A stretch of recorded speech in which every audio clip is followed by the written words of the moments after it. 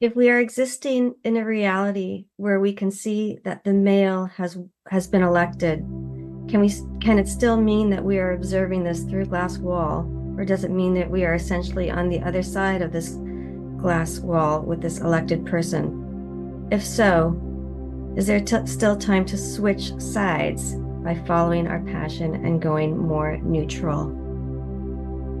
We have just answered this question.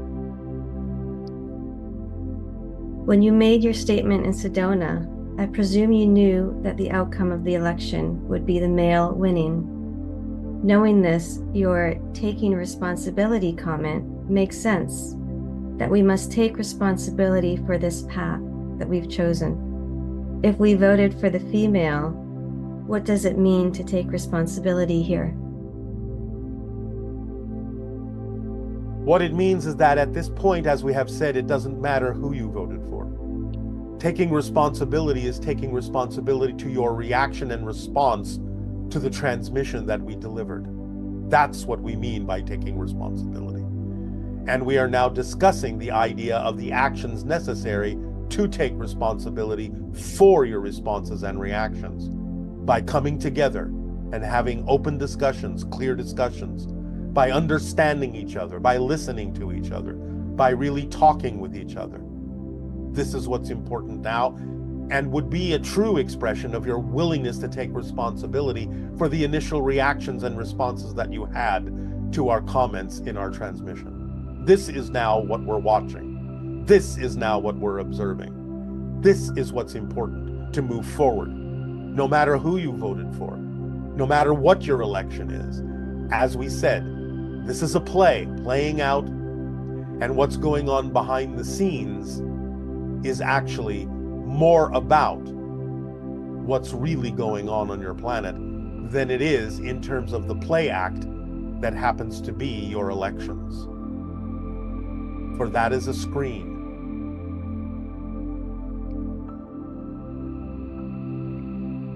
Are you providing transmissions to parallel realities where the US elected the female in this recent election? Do you personally find certain timelines more exciting than others? Compared to timelines where the female may have won this election, what positive aspects or opportunities do you see within the current timeline, both on a collective and individual basis?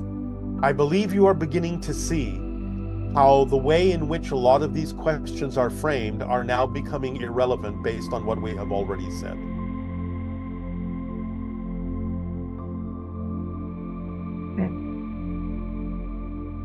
Is World War III coming?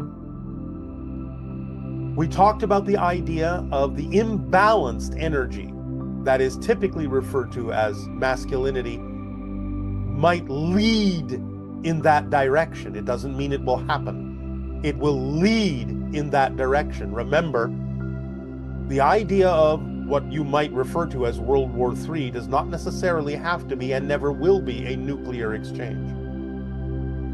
So the idea is that it may lead by an imbalance of energies that are typically referred to as masculine style energies of aggressiveness, will lead closer and closer to the idea of what you will experience or call World War III. Again, it doesn't mean it will actually happen if you are willing to understand what we are saying to you in this transmission today.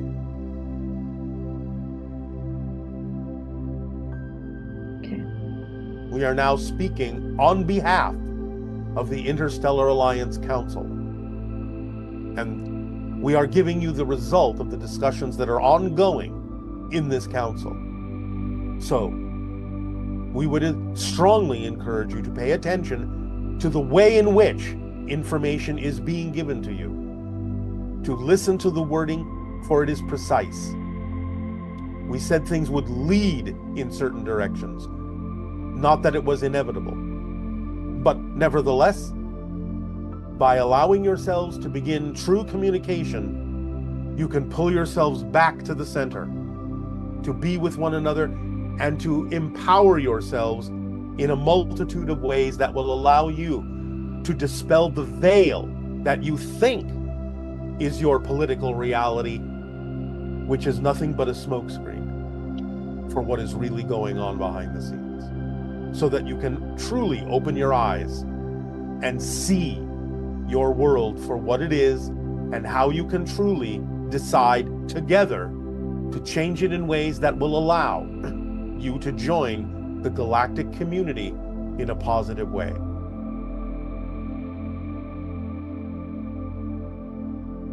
I'm really excited about open contact, but I'm also starting to feel uneasy.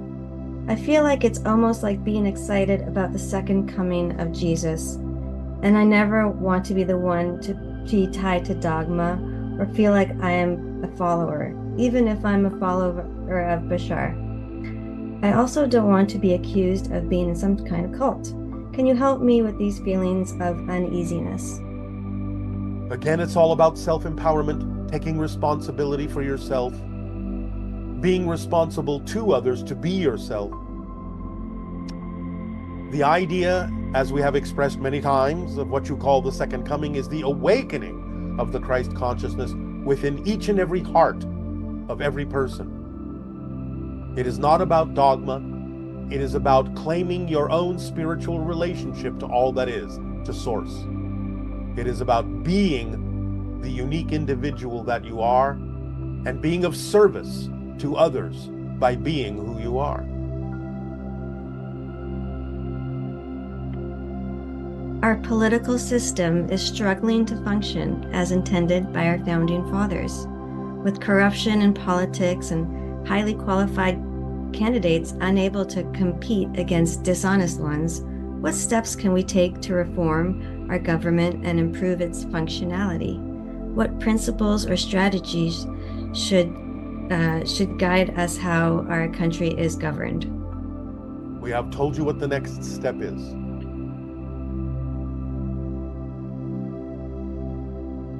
Would you like to share your impressions on the congressional hearing on UFO UAPs that took place on November 13th? Any discussion of this is a step toward open contact. Wonderful. Will the UAP hearings before the U.S. Congress be the vehicle where Pleiadians are introduced to the world as part of disclosure? Possibly. This has not yet been fully decided.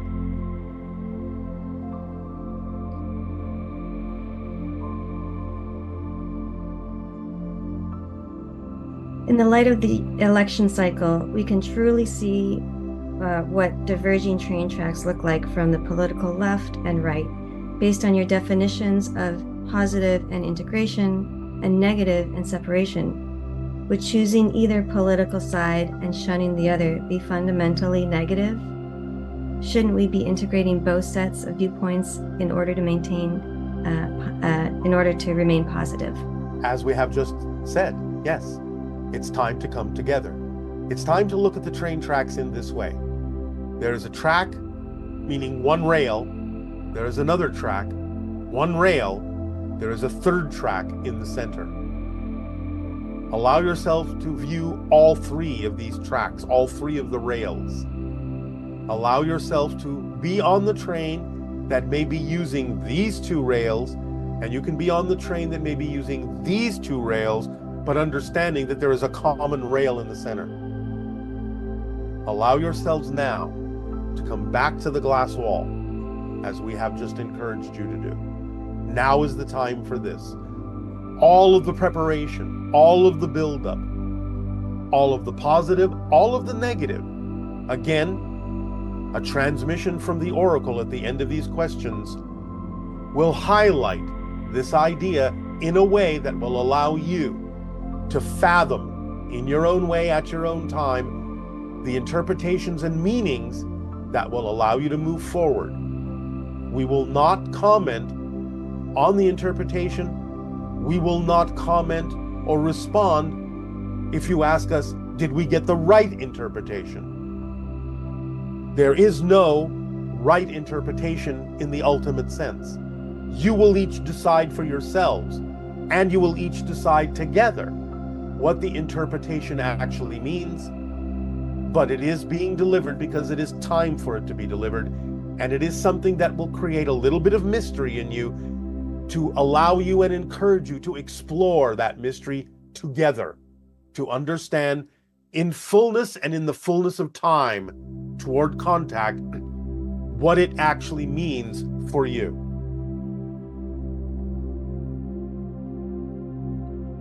Bashar, as a first contact specialist, will you be the one making physical open contact with Earth when it's time for the Sasani to do so?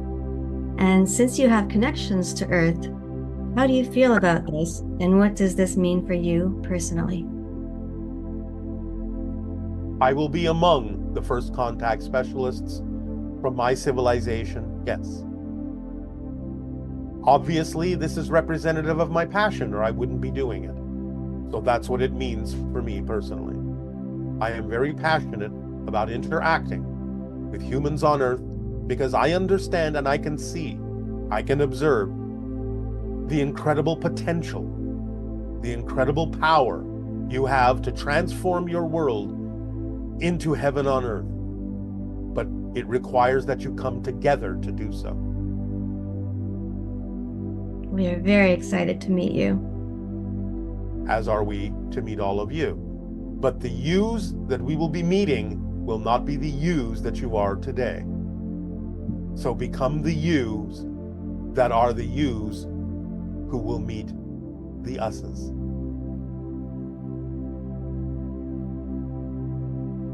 I've been following your steps of the social experiment for open contact, but I struggle with fear when it comes to gathering groups for CE5.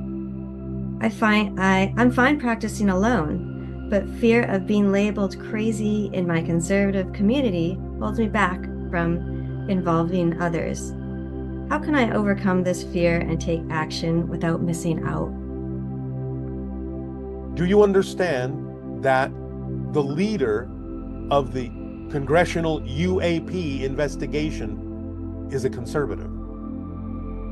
Therefore, both sides are interested in the idea of bringing out information that has to do with disclosure and open contact.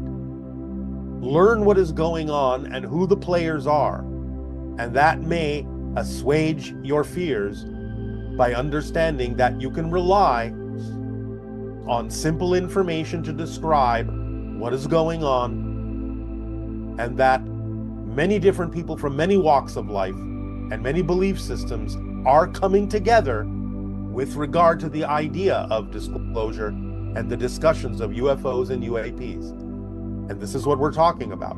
It is one of the areas in which all beliefs can come together.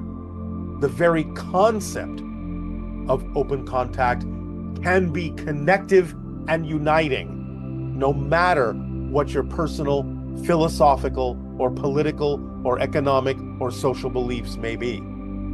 It can drive you to explore what's at the core of all of them in a way that you can begin true, deep communication with one another, looking past the surface representations that are not as important as the deep internal desires on a very simple level for what every human truly needs in life, to feel that they are worthy, that they are loved, that they are heard, that they belong.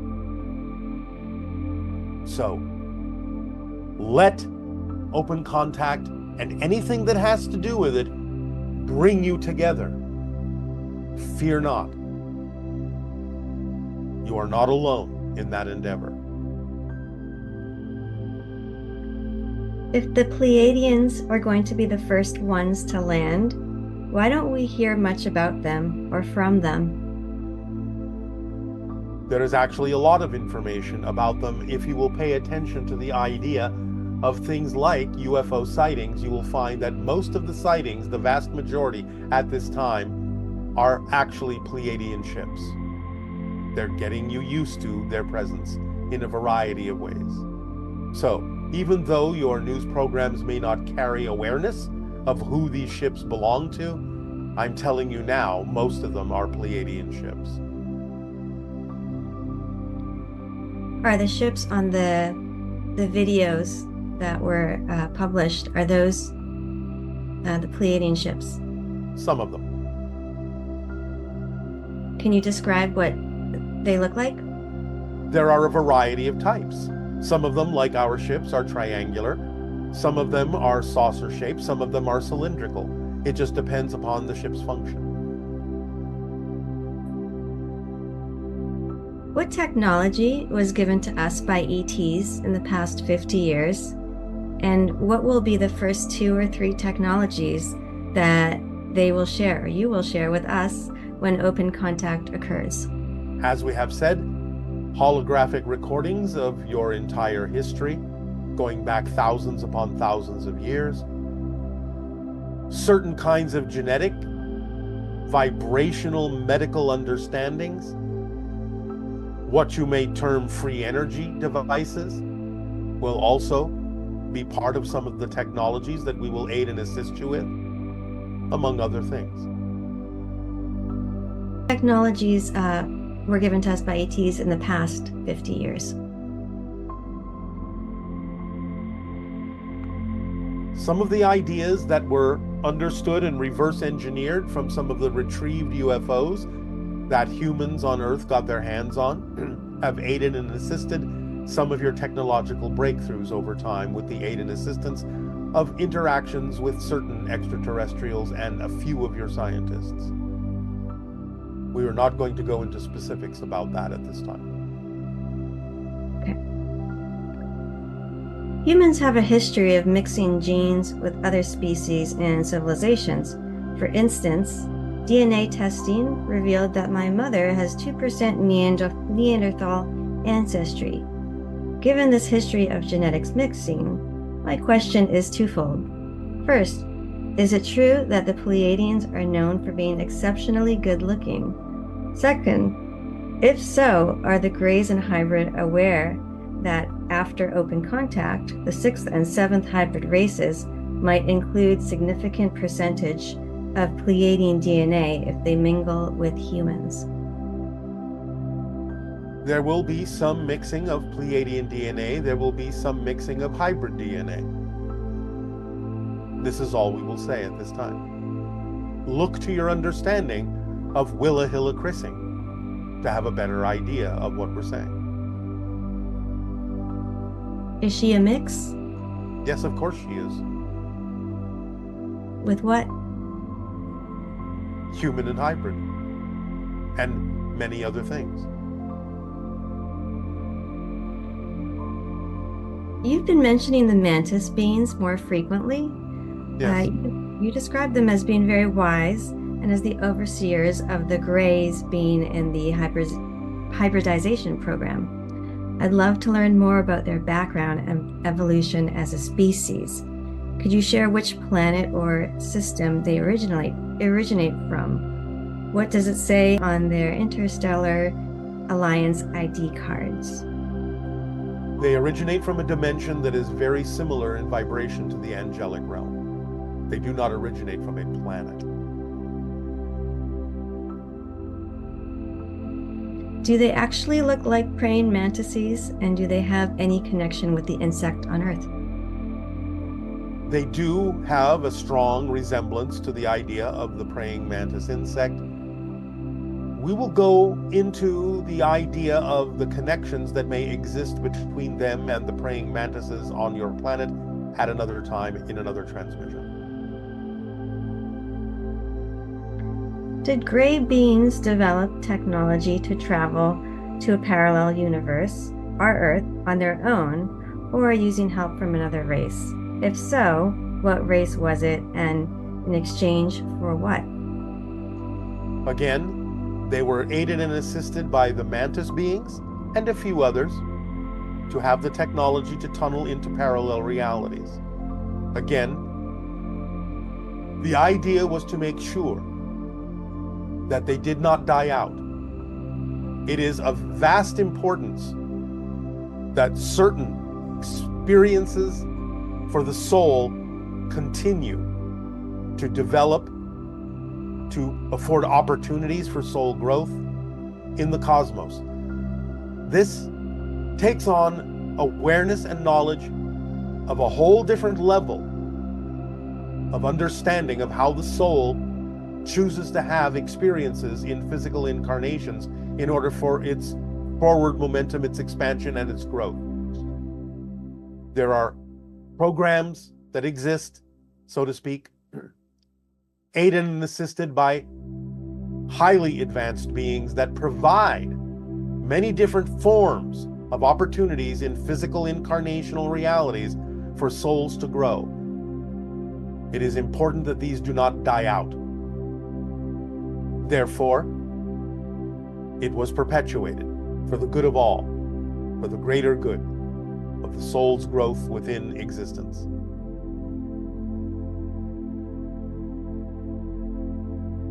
Can you please elaborate upon the holographic device that you've spoken of regarding unveiling of humanity's true history?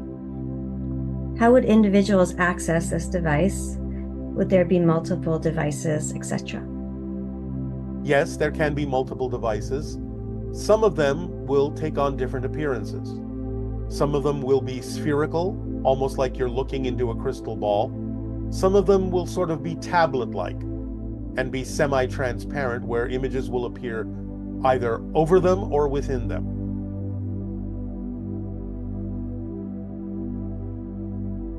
So you mentioned that this first contact event from 2025, 2026